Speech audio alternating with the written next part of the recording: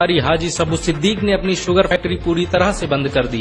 ये फैक्ट्री इतनी बड़ी थी कि इसके जरिए बनाई गई शुगर पूरे इंग्लैंड में इस्तेमाल की जाती थी। बहुत कम लोग जानते हैं कि बाटा कंपनी भी मुसलमानों की थी, जिसे असहयोग आंदोलन के दौरान एक अंग्रेज ने खरीद लिया था।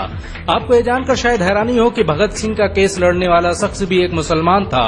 बैरिस्टर आसिफ अली ने भगत सिंह का केस तब लड़ा जब कोई भी भगत सिंह का साथ देने को तैयार नहीं था। इंकलाब जिंदाबाद का नारा देने वाले हजरत मोहानी भी एक मुसलमान थे। उन्होंने ही भारत की आजादी की रूपरेखा तैयार की थी। इतिहासकारों के मुताबिक 1857 में होने वाले विद्रोह में 50,000 उलमाओं को फांसी दी गई और लाखों मुसलमान सरेआम कत्ल कर दिए गए।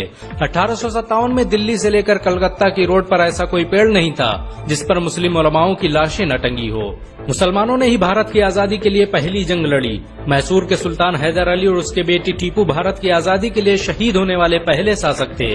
मशहूर क्रांतिकारी अशफाकुल्लाह खान सबसे कम उम्र में फांसी पाने वाले भारत के पहले व्यक्ति थे।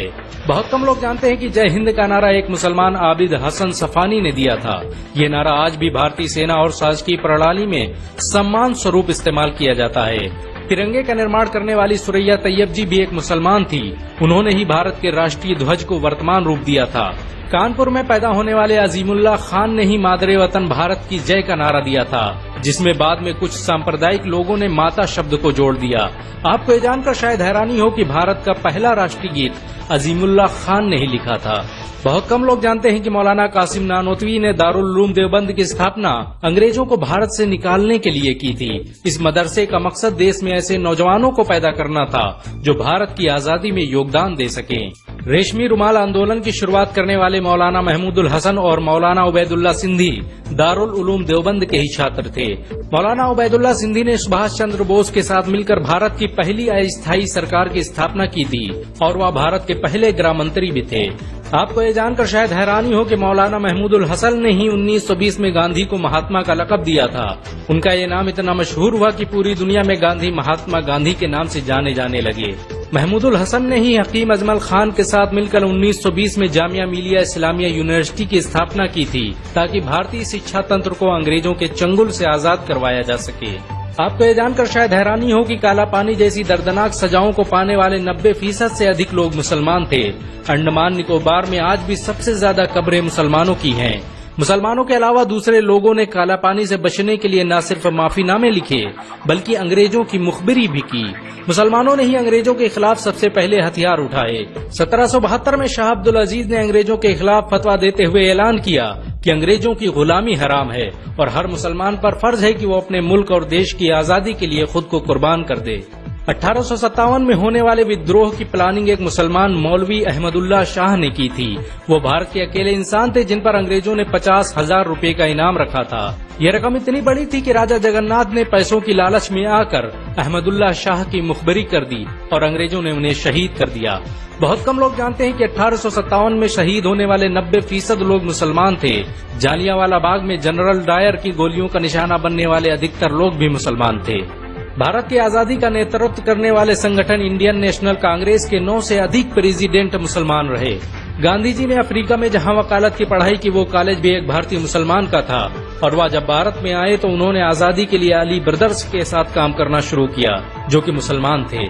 बहुत कम लोग जानते हैं कि 1921 में केरल के मुसलमानों द्वारा अंग्रेजों के खिलाफ लड़ी गई जंग में 3000 से अधिक मुसलमान शहीद हुए थे और 50,000 मुसलमानों के जेल में कैद कर दिया गया था।